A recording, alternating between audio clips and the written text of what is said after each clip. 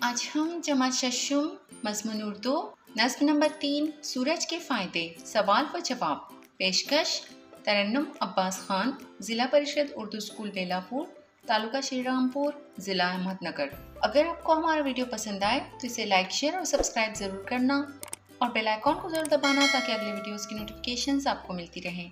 तो चलिए शुरू करते हैं। नज़्म नंबर 3 सूरज के फ़ायदे सवाल व जवाब। पहला सवाल है, जवाब लिखिए।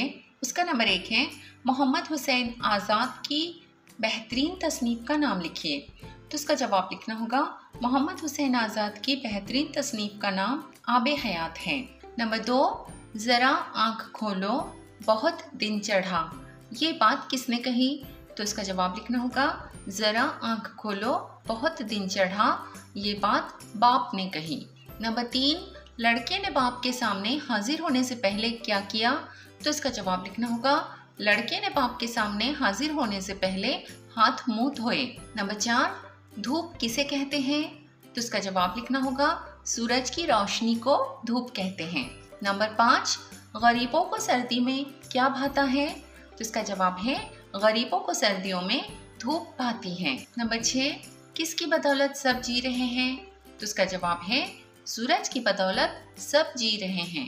नंबर 7, हम पर खुदा की बड़ी इनायत कौन सी है? तो इसका जवाब लिखना होगा, सूरज की नेमत हम पर खुदा की बड़ी इनायत है।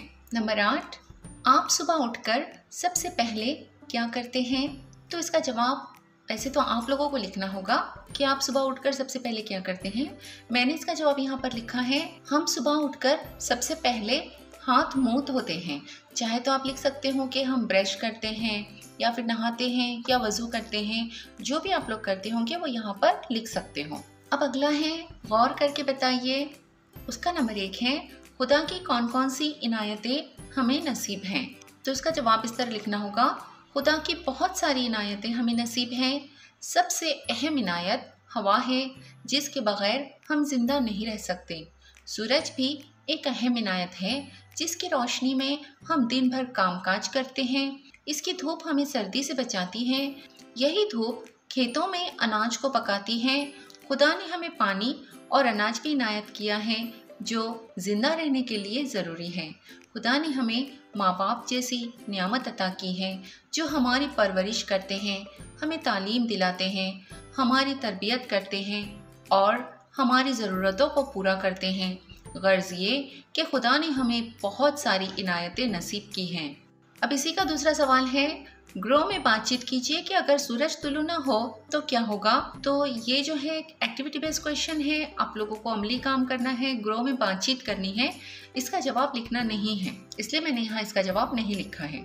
अब उसी का नंबर 3 है, शायर ने धूप की कौन सी खूबियाँ बयान की हैं? तो इसका जवाब लिखना होगा, शायर ने धूप की 2 खूबियाँ बयान की हैं। नंबर 1, पहली खूबी ये है कि धूप गरीबों को सर्दी में ठिठुरने से बचाती है। और नंबर 2, दूसरी खूबी ये है कि धूप खेतों में अनाज पकाती है, जिसे सारी दुनिया खाती है और अपना पेट भरकर जिंदा रहती है। अब अगला सवाल है, सबक की रोशनी में मौजू लफ्ज का इंतखाब करके खाली जगह पुर कीजिए। उसका नंबर 1 है, सूरज खाली जगह में गुरूब होता है, समंदर या मगरिब? तो इसका जवाब लिखना होगा मगरिब। नंबर 2, गरीबों को ठिठुरने से खाली जगह बचाती है, चांदनी या धूप? तो इसका जवाब लिखना होगा धूप। नंबर 3, रोशनी में चीज़ें खाली जगह देती हैं, दिखाई या सुझाई? तो यहाँ लिखना होगा दिखाई। यहाँ पर गलती से आप लोगों की किताब में नंबर 4 हो गया है, जबकि वहाँ नंबर 3 होना चाहिए। अब अगला है, वसत मेरे बयान की झील के मिसरों को नसर में लिखिए। मिसाल दिखाई गई है, नज्म में मिसरा दिया गया है, ये सुनते ही लड़का हुआ उठ खड़ा। तो इसको नसर में इस तरह लिखा गया है, ये सुनते ही लड़का उठ खड़ा हुआ। इस तरह से हमें नज्म के मिसरे को नसर में लिखना होगा। तो इसका नंबर 1 है, बड़े हमको देता ये आराम है। तो इसका जवाब लिखना होगा, ये हमको बड़े आराम देता है।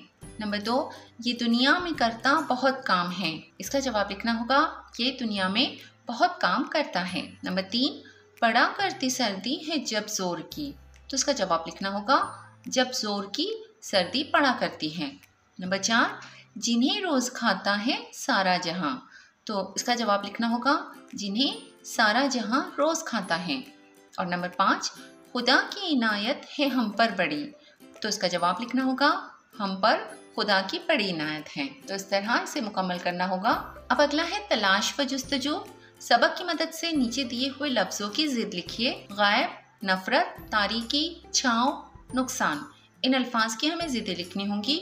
तो इनकी जिदें देख लेते हैं। गायब, हाजिर, नफरत, मोहब्बत या प्यार भी लिख सकते हो। तारीकी, रोशनी, छाँव, धूप, नुकसान, फायदा। इसकी जिद हम नफा भी लिख सकते हैं। तो इस तरह से इनकी जिदें लिखनी होंगी। अब अगला है सूरज को खुर्शीद भी कहते हैं, यानी एक तरह से सूरज खुर्शीद का हममानी लफ्ज हुआ। बताइए कि झील के लफ्जों को और क्या कहते हैं। नंबर 1 चांद को, तो यहाँ लिखना होगा कमर। नंबर 2 रात को, यहाँ हमें लिखना होगा शब। नंबर 3 बाप को, यहाँ लिखना होगा वालिद। नंबर 4 खुदा को, तो यहाँ लिखना होगा अल्लाह। और नंबर 5 आसमान को, तो यहाँ लिखना होगा फलक। तो इस तरह से इन अल्फाज को और क्या कहते हैं वो हमें लिखना होगा। अब अगला है इनायत। 5 हुर्फी लफ्ज है। आप ऐसे 5 हुर्फी लफ्ज लिखिए जिनके आखिर में ते आता हो। कोई 5 लफ्ज लिखने होंगे। तो इसका जवाब लिखना होगा। नंबर 1 जसामत, नंबर 2 कयामत, नंबर 3 रिसालत, नंबर 4 हुकूमत और नंबर 5 सियासत। तो इस तरह से 5 हुर्फी अल्फाज आप लोगों को लिखने होंगे। अब अगला है जोर कलम। सूरज के तुलू होने का मंजर 5 सत्रों में लिखिए। तो यहाँ पर हमें सूरज के तुलू होने का मंजर लिखना होगा अपने अल्फाज में। मैंने इसका जवाब इस तरह से लिखा हुआ है। सूरज के तुलू होने का मंजर इसके गुरूब होने के मंजर की तरह खूबसूरत होता है। सूरज की किरणें आहिस्ता आहिस्ता जमीन पर उतरती हैं, जैसे परियां आसमान से उतर रही हों। आसमान पर सूरज के आसपास तरह तरह के रंग बिखर जाते हैं। आहिस्ता आहिस्ता अंधेरा छटता जाता है और उजाला फैलता जाता है। दरख्तों पर चिड़ियां चहचहाने लगती हैं, मुर्ग बांग देते हैं, सारे जानवर नींद से बेदार हो जाते हैं और हर कोई अपनी अपनी बोली में खुदा की तस्बीह पढ़ता है। ठंडी हवा चलती है, हर तरफ सुकून महसूस होता है। ये मंजर इतना दिलकश होता है कि जो शख्स एक मर्तबा इसे देख ले वो रोजाना इस मंजर से लुत्फ अंदोज होना चाहेगा। तो उम्मीद है आप लोगों को इस नज्म के तमाम सवालों के जवाब अच्छी तरह से समझ में आ गए होंगे। अगली वीडियो में फिर मिलते हैं। अल्लाह हाफिज।